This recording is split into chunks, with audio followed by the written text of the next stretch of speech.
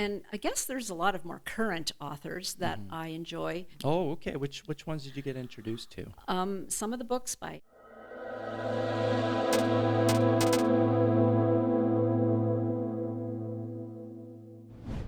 So what type of books do you enjoy?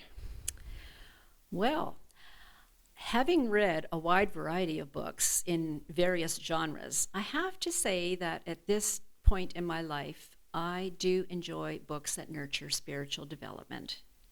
And the reason for that is that I believe having a strong belief, a spiritual belief and worldview affects the choices that I make in my personal behavior and my attitude towards others. So very important. My favorite books today are the ones that expound on biblical teaching. So anything from hermeneutics to apologetics, from history to prophecy, that is my favorite at this point in my life. What is hermeneutics? It is basically an explanation of scriptural text. So expounding on what the Bible means. Okay. And so some of those books that really focus on what you've mentioned, what would be some of those books? A lot of books on Christian living, I would say.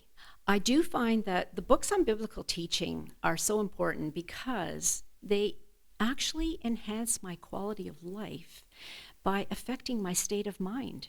And that is so key. These type of books give me peace and comfort and hope, which we all need in this world today. And this is where I have found that for myself. Other type of books that I enjoy are historical Christian novels.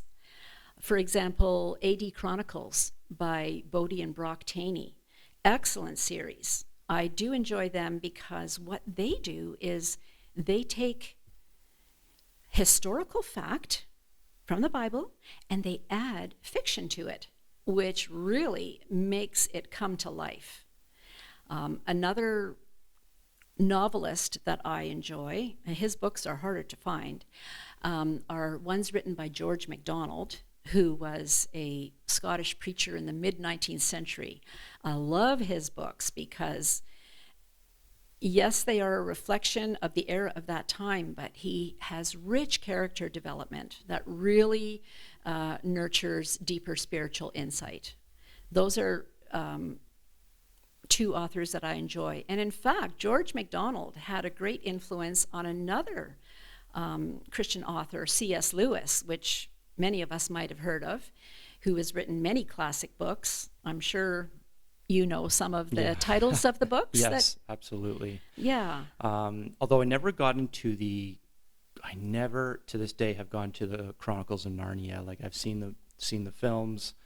I know they're going to be releasing a revamped version on Netflix, but that's definitely a series I wanted to explore because seeing the films, it's like, wow, I bet there's way more context in the actual books that C.S. Lewis wrote. I've been really going through more of his classical collection right now. Yes, his classical collection consisting of Mere Christianity, the Screwtape Letters, The Great Divorce. But as you mentioned, the Chronicles of Narnia is what's making him more popular with today's generation.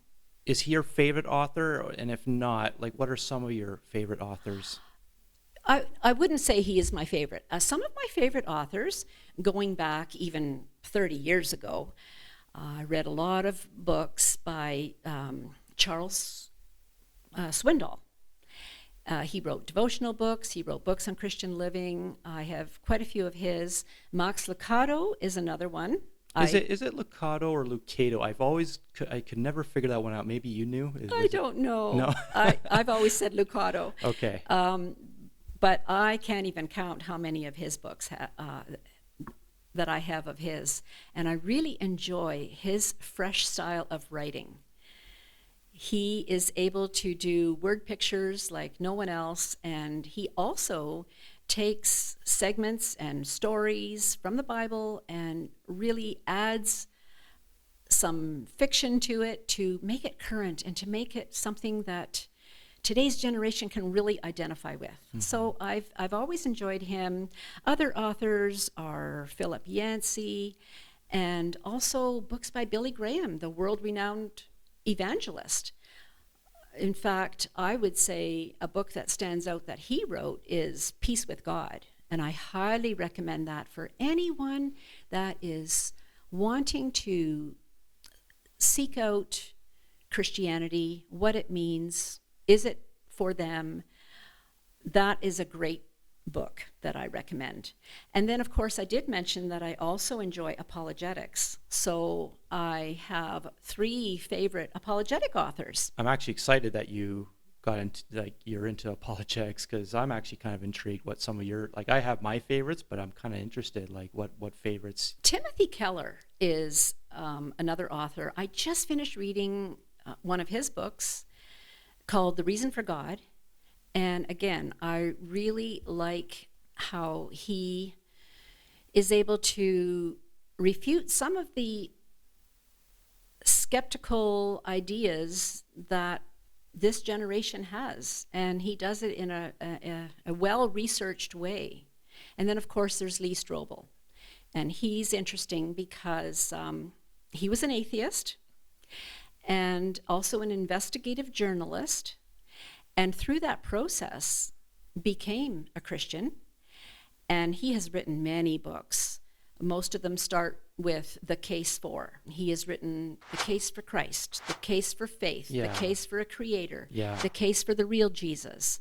I really enjoy his writing style. And I guess there's a lot of more current authors that I enjoy. Oh, okay. Which ones did you get introduced to? Some of the books by Chan, Yeah. Francis Chan. Yeah. I've really enjoyed his books. Like with Francis, I definitely would not put him in the realm of apologetics, but No. at the same time, he is just like, he is, if you're to put my favorite authors, he is very, very high up there. And I was going to ask you, you've mentioned some great authors. I'm not going to put you on the spot and say what your absolute favorite number one author. That's so hard when you've read so many books, but what would be the one author that when they release a book, you're immediately excited to read because it's that author? I have to be honest.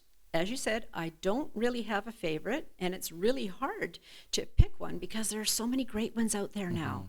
But I have such an extensive library of books at home, so I find that I'm spending more time reading the older classics and going back to some of the authors that I've mentioned. So I'm not that up to date with many of the current ones. I guess you would be excited for all of them, I imagine. I would. Yeah. I honestly do not have a favorite. Okay.